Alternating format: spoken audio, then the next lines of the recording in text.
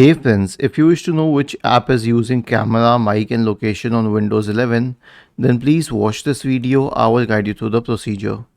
So, right click on the start button, select settings from the menu.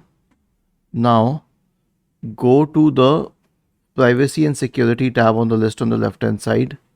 In the right pane, scroll down to location and then you can check which all apps have access to location. In my case, none of them have access to the location.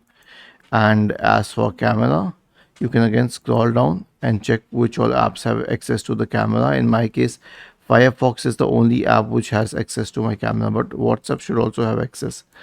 And then scroll down again for microphone and you can again see which all apps have access to the microphone. Was this helpful? If yes, then please subscribe to the channel.